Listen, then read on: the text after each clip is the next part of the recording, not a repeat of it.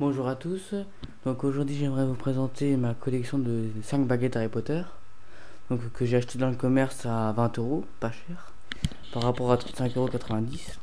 Donc ma première baguette c'était celle de Lord Voldemort, on voit en photo ici, donc Lord Voldemort Wand, donc c'est une baguette noble collection, et ils ont voulu prouver que c'était de la collection, ils ont mis For Age 14 et plus, donc pour 14 ans et plus. Une baguette très originale que je trouvais très belle. J'ai acheté celle-là en première parce que j'aime bien le côté un peu mort de Serpentard. Donc ça représente un os, comme on voit. Une baguette pas très longue, pas très lourde non plus, qui fait 35 cm. Une bonne prise en main, qui était importante puisqu'elle a appartenu à un grand ennemi. Voilà. Une baguette que j'aimais beaucoup. Ma deuxième baguette, ça fut la baguette de Suro. Je l'ai un peu cassée parce qu'elle est tombée sans faire exprès. Donc j'ai mis de la pâte à fixe, ça tient pas beaucoup. Donc c'est une baguette très importante parce que ça fait partie des 3 reliques de la mort. Une baguette très très belle aussi. Je l'ai trouvée très belle. Quand je l'ai vue, j'ai sauté de plaisir en la voyant.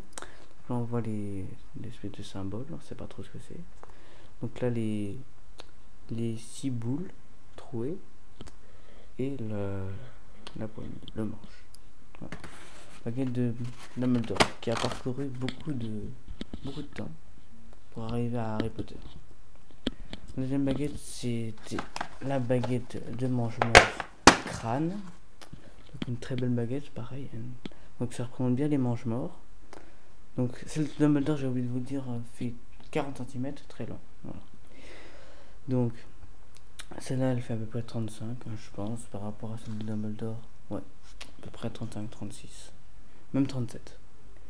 Donc une baguette grise et noire, donc avec un crâne. Donc un crâne, oui c'est un crâne.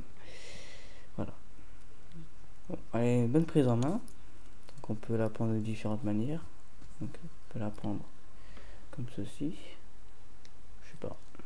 On peut la prendre aussi comme ça. Je peux plutôt prendre la main droite. Voilà. Parfait. Une très belle baguette aussi. Une baguette que j'ai bien aimée. Pour ça que je l'ai achetée. Donc ensuite j'ai eu la baguette, donc j'ai 2 baguettes en même temps. J'ai eu celle de Bellatrix Lestrange, donc que j'ai trouvé très originale parce que elle est, comme vous voyez, elle est assez spéciale. Elle est pliée, elle est pliée. Donc on voit, elle est brune. Alors il y a des petits symboles là qu'on voit. Je sais pas si vous voyez les petits symboles. Je sais pas. Donc ça fait comme un tronc d'arbre et il y a un truc qui sort, comme une branche qui sort d'un coup. Donc elle est pliée, donc une bonne prise en main, évidemment. Donc elle fait 35 cm, je sais pas trop combien elle fait. Ouais, par rapport à la baguette de Dumbledore, elle fait 35. J'espère que je vous ai bien montré parce que pas que je dirige la caméra mal. Voilà. Donc une belle baguette aussi, originale, donc celle de Béatrice Lestrange. Et ma dernière baguette que j'ai eue, celle de Sirius Black, que j'ai bien aimée aussi, parce qu'elle est très belle, elle est simple et elle est gravée. Donc celle elle est très très longue, hein. C'est comme la baguette de Suro, elle fait 39 cm, à peu près. À peu près. Donc là il y a, donc comme Sirius Black avait fait son séjour à Azkaban, il avait fait sa baguette à Azkaban. Donc il a fait des espèces de symboles d'Azkaban. Donc la baguette elle est carrée au début, puis tout d'un coup vers ici, à peu près, où j'ai mon doigt, elle est ronde. Donc il y a des petits symboles comme ça, je sais pas, c'est tout gravé. Il y a des ronds, il y a des points, il y a des lignes qui font tout le tour de la baguette. Donc une bonne prise en main, parce que c'est carré, c'est assez facile, très très longue, bien maniable.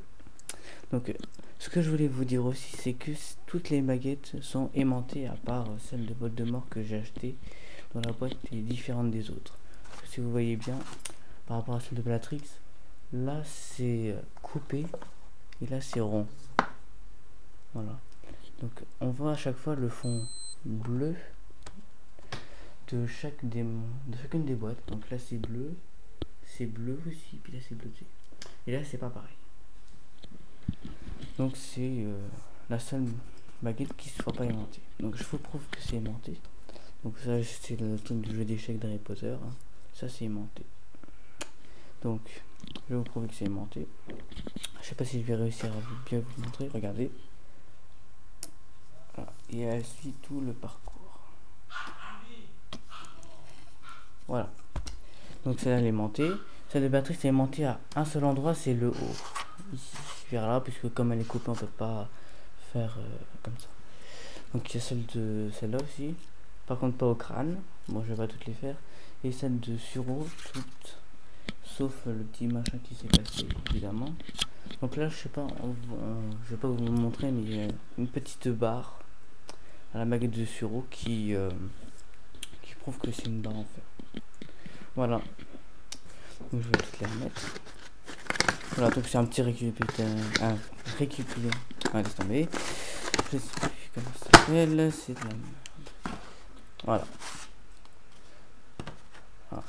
Donc franchement c'est une très belle collection que je conseille à chacun d'entre vous qui me regarde. Bon, sauf si vous n'aimez pas Harry Potter. Voilà. Bon bah j'ai tout fait. Salut. J'espère que cette vidéo vous aura plu.